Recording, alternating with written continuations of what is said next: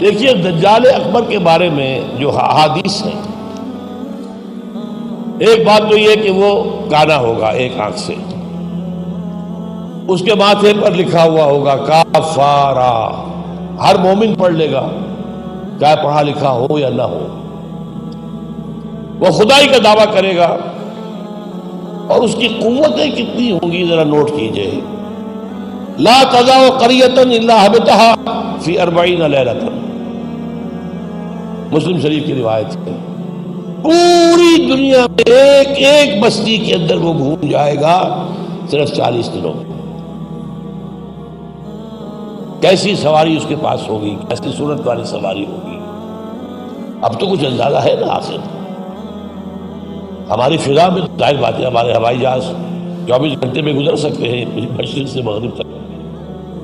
Number 2، اس کے 2 کانوں کے مابین 80 گز کا یا 80 ہاتھ کا فاصلہ ہو۔ اس کے گدھے کی ماں بین حافر ہمارے ہی حافر آخر مسیرت یومین و لیلۃ، اس کے گدھے کی ایک قدم اور دوسرے قدم کے درمیان ایک دن رات کے سفر کی مسافت ہوگی۔ اب ظاہر بات ہے اس کا گدھا کون ہے آج؟ ہوائی جہاز۔ ینادی بصوت لہ یسمع ما بین الخافقین، کنز العمال میں بھی ہے، مسند احمد بھی حدیث ہے۔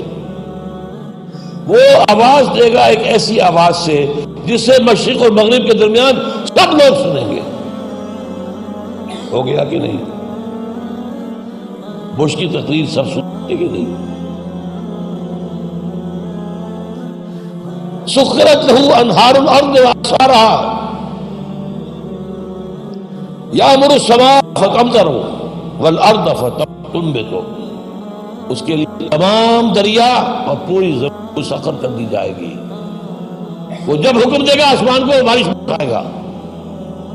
مادر ذات انز اکمہا، اس کو ٹھیک کرے گا، کوڑی کو ٹھیک کرے گا۔ یہ حضرت عیسیٰ والے معجزے ہیں۔ یحیی الموتیٰ، مردوں کو زندہ۔ آج جو ہے کلوننگ اس جگہ تک پہنچ چکی ہے کہ آپ کے والد کی قبر سے لاش میں سے کوئی تھوڑا سا ٹکڑا نکال کر والد بنائے جا سکتے ہیں۔ یہ دوسری بات ہے کہ ابھی بحث چل رہی ہے، ہیومن کلوننگ کی کھلی اجازت نہیں دی جا رہی، لیکن آ گیا۔ ایک آدمی کو چیر کر 2 ٹکڑوں میں بانٹے گا اور پھر زندہ کر دے گا۔ وَيَبْعَثُ مَعَهُ یا يُبْعَثُ مَعَهُ الشَّيَاطِينُ عَلَى صُورَةِ مَنْ قَدْ مَاتَ مِنَ الْآبَاءِ وَالْأُمَّهَاتِ وَالْإِخْوَانِ فَيَأْتِي أَحَدُهُمْ إِلَىٰ أَبِيهِ وَأَخِيهِ فَيَقُولُ أَلَسْتُ فُلَانًا أَلَسْتَ تَعْرِفُنِي، اس کے ساتھ شیاطین جن کا لشکر ہوں گے، اور ان کی صورتیں وہ بنا دے گا لوگوں کے مرے ہوئے ماں باپ اور بھائیوں کی سی، اور وہ آ کر کہیں گے دیکھو میں تمہارا باپ نہیں ہوں، پہچانتے نہیں مجھے، میں تمہارا بھائی نہیں ہوں، پہچانتے نہیں ہوں مجھے، ارے میں تمہاری ماں نہیں ہوں، پہچانتے نہیں ہوں، یہ خدا ہے، اس کو کرو سجدہ۔ عام کفر و الحاد۔ اور ایک بات جو سب سے اہم ہے جو آج شروع ہو چکی ہے اور میں تفصیل بیان کر چکا ہوں، کائرو کانفرنس اور بیجنگ کانفرنس اور بیجنگ +5 کانفرنس، اور وہ بھی یونائٹڈ نیشنز کے تحت، آخر من یخرج الیہ النساء، آخر میں جو اس کی پیروی کے لیے نکلے گی گھروں سے وہ عورتیں ہوں گی۔ حتی ان الرجل لیرجع الی امہ وابنتہ واختہ وعمتہ فیوثقها، یہاں تک کہ ایک بندہ مومن جائے گا دوڑ کر اپنے گھروں میں اپنی ماں کو، بہن کو، بیٹی کو، بیوی کو باندھ کر جکڑ کر رکھنے کی کوشش کرے گا، اور وہ رسیاں توڑا کر اس دجال کے پیچھے بھاگے گا۔ وہ نقشہ ہے آج۔ ایک حکم پر یہ شیطان مشرف جو ہے ہمارے ہاں 30% سیٹیں سب عورتوں کے لیے مقرر کر دو۔ بھائی امریکہ تک میں نہیں ہے، تو ان کی پیروی کر رہے ہو، وہاں بھی نہیں ہے یہ ہم ان سے بڑھ کر ان کے مقاصد کی تکمیل میں ان سے آگے جا رہے ہیں۔ اب دیکھتے دیکھتے ہماری بات کو دیکھ کر انڈیا کے اندر بھی آیا ہے کہ 30% سیٹیں سب کی جو ہے خاص کر دی جائے عورتوں کے لیے، وہاں وہ نہیں ہو پا رہا، جمہوری حکومت ہے، اختلافات ہو رہے ہیں، ابھی بحثیں چل رہی ہیں۔ اور یہاں کیا تھا، مشرف ایک حکم، اور کوئی نہیں بولا، کوئی مذہبی لیڈر نہیں بولا یہ کیا کر رہے ہو، کوئی سیاسی لیڈر نہیں بولا کیا کر رہے ہو۔ ان کی گھٹی میں سیاست پڑ چکی ہے۔ خطرہ یہ تھا کہ ہم نے اگر ایسی کوئی بات کی تو یہ الیکشن پوسٹ پون کر دے گا، اور الیکشن بڑا ہوا ان کا ایک عام طریقہ۔ بہرحال یہ دجالیت جو ہے، دجال اکبر یہ آنا ہے، یہ ہوگا کون، اس میں احادیث کے اندر اختلاف ہے۔ ایک واقعہ یہ بھی ملتا ہے کہ حضور ہی کے زمانے میں یہودیوں میں ایک بچہ پیدا ہوا ابن سیاد، وہ بڑا غیر معمولی قسم کی صلاحیتیں اس میں تھیں، وہ اپنی پیٹھ کے پیچھے سے بھی دیکھتا تھا، وہ سوتا تھا تو اس کا دل نہیں سوتا تھا، وہ پوری طریقے سے اس کے حواس جو ہیں وہ بیدار رہتے تھے۔ تو حضور نے اس کے کچھ حالات وغیرہ کا باقاعدہ مشاہدہ کیا، یہ سوچتے ہوئے کہ شاید یہی دجال بن جائے۔ حضرت عمر نے کہا بھی کہ آپ مجھے حکم دیں ایسی گردن اڑا دوں، فرمایا نہیں، اگر تو یہ وہ ہے تو اسے قتل کریں گے عیسیٰ ابن مریم، تم قتل کرنے والے نہیں ہو، اور اگر یہ وہ نہیں ہے تو خام کا ناحق خون کا جو ہے تمہارے اوپر الزام آ جائے۔ پھر ایک صحابی رضی اللہ تعالیٰ عنہ تمیم داری، وہ عیسائی تھے، اسلام لائے تھے، وہ کسی بحری سفر پر گئے تو طوفان جو ہے ان کے جہاز کو لے کر ادھر ادھر کئی ایک مہینے تک، اس سے بھی زیادہ، موج ادھر لے گئی پھر ادھر لے گئی پھر ادھر لے گئی، حتیٰ کہ ایک جزیرے میں جا کے ان کا اترنا ہو گیا، وہاں کوئی نہیں تھا، غیر آباد۔ اندر کچھ گئے تو انہیں ایک عجیب سی مخلوق نظر آئی، جساسا، کہ نہ اس کا پتہ چلتا تھا منہ کدھر ہے دم کدھر ہے۔ اس نے کہا تم کیا کرنے آئے ہو، دیکھو فلاں صومعہ ہے، ذرا ادھر جاؤ، گھنا جنگل ہے، وہاں جو ہے ایک صومعہ ہے، چرچ ہے، اس میں ایک آدمی تمہارا انتظار کر رہا، جاؤ۔ وہاں گئے تو دیکھا کہ ایک بہت قوی ہے، بہت لمبا چوڑا، رسیوں میں اور چینز کے اندر جکڑا ہوا انسان، انسانی شکل،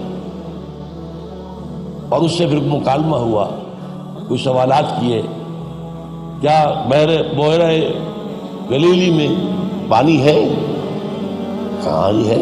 اچھا، ایک وقت آئے گا کہ پانی نہیں رہے گا، حضرت عیسیٰ علیہ السلام کی آمد کے بعد جب یاجوج ماجوج آئیں گے تو یہ سارا پانی پی جائے گا، کوئی قطرہ نہیں بچے گا۔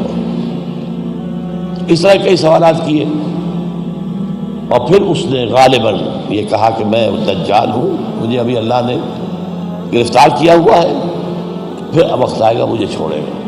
ایک روایت یہ ہے، جب حضرت آئے تمیم داری تو حضور نے پھر اعلان عام کرایا، مسلمانوں کو جمع کرایا، اور انہیں یہ سارا تمیم داری کا واقعہ سنوایا۔ دیکھیے بھی ہے، تو اب یہ کہ اس کے بارے میں یقین کے ساتھ فیصلہ کرنا کہ وہ کون ہوگا، میرا گمان یہ ہے کہ وہ وہی ہے جو ابھی اس صومعہ میں قید ہے، لیکن وہ کوئی جن ہے، انسان نہیں۔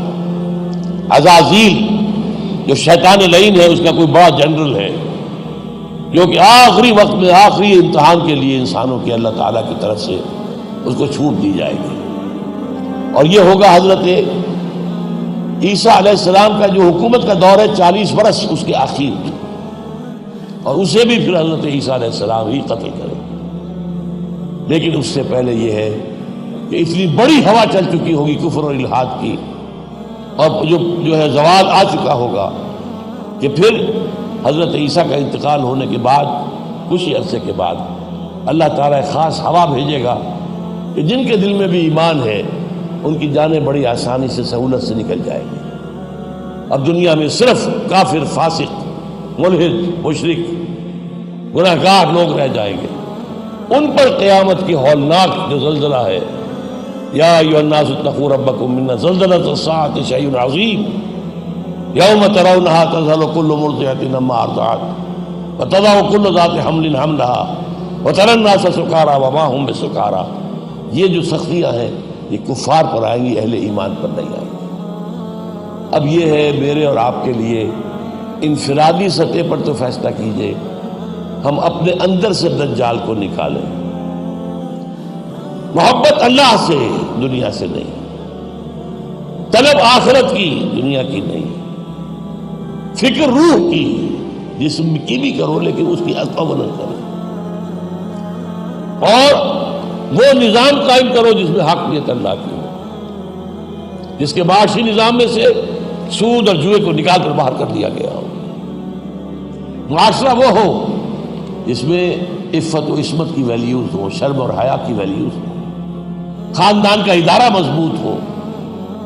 یہ سارا کام اجتماعی سطح پر، اور خود اپنے ایمان کو اتنا مضبوط کرو کہ اگر ہماری اپنی زندگی میں وہ دجال اکبر کے آنے کا وقت ہو جائے تو ہم اس کی سختیوں کو جھیل سکیں، برداشت کر سکیں، ان امتحانات میں سے گزر سکیں، اور ایمان کے اوپر ثابت قدم رہ سکیں۔